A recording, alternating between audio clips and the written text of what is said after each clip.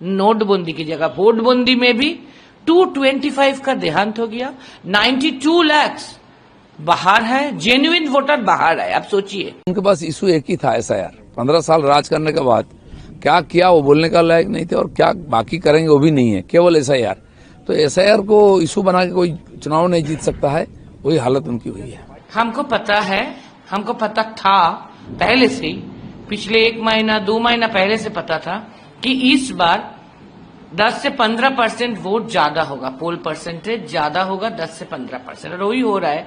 13% बढ़ चुके हैं ऑलरेडी। 23 को भी, आज भी, अब तक अभी भी खत्म नहीं हुआ, बहुत सारे आदमी लाइन में हैं। तो इसका कारण नैरेटिव, बुरा मत मानिएगा, मोदी जी अमित शाह जी की तरफ से और मीडिया की तरफ से जो बोला जा रहा है वो नैरेटिव से हम सहमत नहीं है। इसका कारण ये है कि एसआईआर पे जो हुआ, 1,25,00,000 को पहले डिलीट और एडजुडिकेटेड किया गया, 58 लाख, उसके बाद 7 लाख, उसके बाद 60 लाख एडजुडिकेटेड, तो कुल मिला के 1,25,00,000। ममता जी ने सुप्रीम कोर्ट गए, बहुत लड़े, और वो उसके मुताबिक 33 लाख को इंक्लूड किया गया उसके अंदर। तो अभी भी 92 lakh are in the deletion list and adjudication list. तो ये जेन्युइन वोटर जो है 92 लाख, उसके ऊपर एक बहुत मनमानी की तरह, बहुत एक डिसरेस्पेक्ट वाला बात है। वो लोग टेंशन में गए, और 225 out of this 92 lakhs have been expired. अगर वो ये हो सकता, टेंशन में वो सुसाइड भी कर चुके हैं, खुदकुशी कर ली, और टेंशन में स्ट्रोक भी हो गए, और उसके अंदर 35 of the government persons, that is BLO। तो ये बहुत खराब हुआ। इतने सारे आदमी का देहांत हो गया ये 2-2.5 महीना में, बेवजह ये प्रेशर डालने के मुताबिक, और फाइनली वो 92 लाख को बाहर रख के हमको वोट करना पड़ रहा है। ये बहुत गलत है। और वो जो आरोप है, आज भी वो बोल रहे थे कि बहुत सारे रोहिंग्या है, बांग्लादेशी है, घुसपैठिया है, इंट्रूडर है, एक्सेट्रा। तो अगर है तो लीज देना चाहिए था ना, कि आउट ऑफ 1,25 लाख और out of 92 lakh, these are the names, a list of the names of the intruders, the Rohingyas, the Bangladeshi and all. No lists have come. अभी आप जब इलेक्शन कमीशन को पूछेंगे वो बोल रहे हैं होम मिनिस्ट्री को पता है, आप होम मिनिस्ट्री को पूछेंगे तो वो बोल रहे हैं इलेक्शन कमीशन को पता है। इसका मतलब है कोई नाम नहीं है, ऐसा नाम नहीं है। वो नोटबंदी के टाइम भी हम देखे हैं, 2016 में 125 आदमी को देहांत हो गए थे उस बार, स्ट्रोक में, सांस स्ट्रोक में।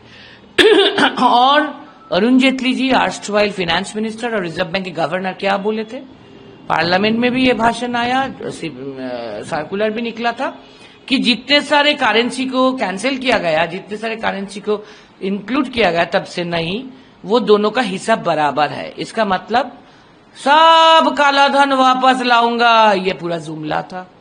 एक भी काला धन, एक भी ब्लैक मनी वापस नहीं आया था, क्योंकि दोनों का हिस्सा बराबर थे। तो इसी ऐसे ही, जस्ट लाइक दैट, नोटबंदी की जगह वोटबंदी में भी 225 का देहांत हो गया। 92 लाख बाहर है, जेन्युइन वोटर बाहर है। आप सोचिए, किसी का उम्र 70 साल है, किसी का 50 है, जो इधर जन्म लिए, इधर बड़ा हुए, इधर फैमिली हुआ, इधर शादी ब्याह हुआ, इधर नौकरी करते, इधर बिजनेस करते, इधर के सिटीजन है, सबका वोटर कार्ड है, आधार कार्ड है। और आधार कार्ड तो स्टेट गवर्नमेंट की तरफ से नहीं बनाया जाता, वोटर कार्ड तो स्टेट गवर्नमेंट की तरफ से नहीं बनाया जाता, सबका सब कुछ है, फिर भी उनको बाहर कर दिया। तो ये जो डिसरेस्पेक्ट, इसके लिए जिसका नाम इस बार लिस्ट में आया, ये 92 लाख छोड़ के, सबने सोचा कि हम सबको वोट देना है, क्योंकि आइंदा अगली बार बीजेपी वाले बोलेंगे कि आपका नाम है लेकिन क्यों वोट नहीं दिया, तो आपका नाम खत्म। ये अगर कोई बेवजह ये इश्यू आ जाएगा, इसीलिए इस बार कोई भी चांस नहीं लेना चाहा। इसीलिए बाहर से जो माइग्रेंट है, चाहे वो कुक हो, चाहे वो कोई कारखाना में काम करे, और चाहे वो आईटी सेक्टर वाला हो, सब इधर आ गए।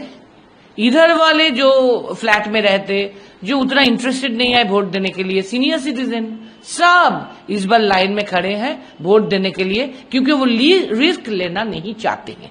ये है हमारा एक्चुअल रीजन बिहाइंड कि इतने सारे, हमको यकीन था कि 10 to 15% ज्यादा वोट होगा। 23 अप्रैल 13% ज्यादा मिला, 80 के जगह 93। अभी तो 93 भी हो गया, और भी बढ़ सकते हैं, शायद 94, 95 भी हो सकते हैं। तो ये कारण ये है, जो नैरेटिव आपकी तरफ से और मोदी जी की तरफ से चलाया जा रहा है, वो ठीक नहीं है। वो क्रिकेट का जैसे फर्स्ट इनिंग्स सेकंड इनिंग्स होता है ना, जो जीतने वाला टीम दोनों इनिंग्स अच्छा खेलता है, इसलिए फर्स्ट पार्ट में जो हुआ था फर्स्ट फेज में, सेकंड फेज में उसी का ही कंटिन्यूएशन था। इतना परसेंट में वोटिंग, विशेषकर कोलकाता आसपास के लोग वोटिंग करते कम, कल ताबड़तोड़ वोटिंग हुई 88%। ये तो मैंने ऐतिहासिक था। मैंने बोला था कि गणेश कुमार ने बहुत बड़ा चैलेंज ली है 2 फेज में चुनाव करने का। अगर इसको ठीक ठाक कर देते हैं तो एक ऐतिहासिक चुनाव होगा। ये सब मान रहे हैं कि ऐतिहासिक चुनाव हुआ। जनता की सहयोग, प्रशासन, पुलिस और कमीशन सब मिल करके जो वोट किया है, बहुत अच्छा है, सबको धन्यवाद है। मुख्यमंत्री को देखा नहीं गया था इससे पहले चुनाव में हर पोलिंग स्टेशन पे जाने, लेकिन कल देखा गया कुछ अलग चेहरा, जहाँ हर पोलिंग स्टेशन मुख्यमंत्री खुद पहुंचे। मजबूरी है। आप ममता बनर्जी इतना सभा करते हैं, इतना, लेकिन उनके पास इशू एक ही था, SIR। 15 साल राज करने के बाद क्या किया वो बोलने का लायक नहीं थे, और क्या बाकी करेंगे वो भी नहीं है, केवल SIR।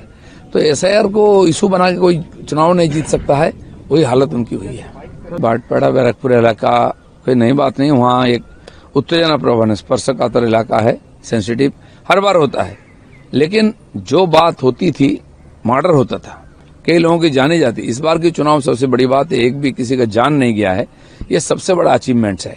जो बदमाशी करते हैं प्रोफेशनल है, तो CPM के समय भी करते थे, अभी भी प्रयास किया है, लेकिन वोट में कोई व्यवधान नहीं आया है, ये सबसे बड़ी बात है।